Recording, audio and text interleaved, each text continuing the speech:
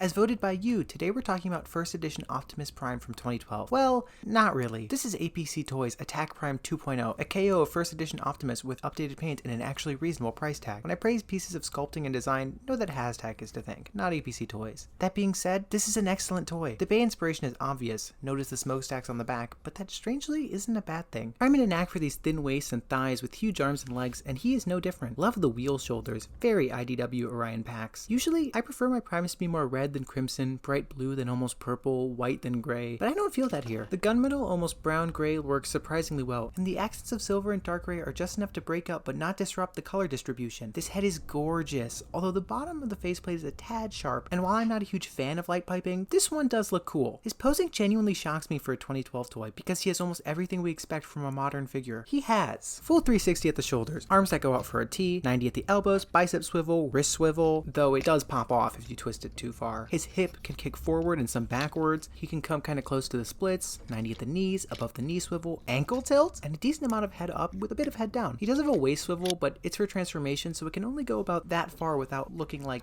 that. His feet are big enough to balance a lot of posing. Like, those are some crazy heels. Before we move on, I do want to address some minor issues. The shoulders like to untab, the front calves do too, the smokestacks don't peg in super tight, and the back doesn't lay flush if you don't have the panels exactly right. These are manageable issues, but they're worth noting. For accessories, they included this unmasked head, and he looks disgruntled. I've never been a fan of Prime without his faceplate, but this is what he looks like for a lot of the show, so I appreciate the inclusion. He has 2 trans blue swords and 2 black guns with speckled silver. For accuracy, these should all be silver, but they still look pretty cool. He has this. I don't know what it is. So for transformation, if you've done Studio Series number 32 transformation, you might recognize some of the steps, and that's because they stole a lot of it from this toy, because it was such a great transformation. So starting off, we're going to just untab his boobs.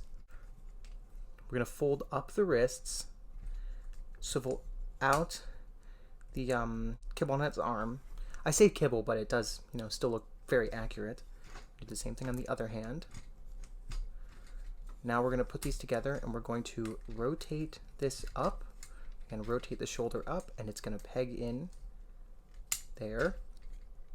Now these two, you need to rotate at the bicep, and then this will all peg together like so. Next, what we're going to do is we're going to rotate the waist. We're going to bring the whole front piece down. Then we're going to start transforming the back. So we're going to pull down on all of his back kibble. It's going to kind of be a little bit of a mess, but that's okay. We love our beautiful messes. We're going to unfold the front bumper and the wheels. Let's just get that like this. Next, we're going to fold up the front of the truck like so. And it is going to peg into place here. I don't know why she's being so difficult with me right now. There we go. Now that we have that pegged into place, we're going to pull the front in. You can see that the gaps created by the shoulders get filled by the front of the cab pieces. Now we're just going to push those together, and now we have the front of the cab done. We're just going to take smokestacks and line them up with the back panels here. We're going to pull the head down.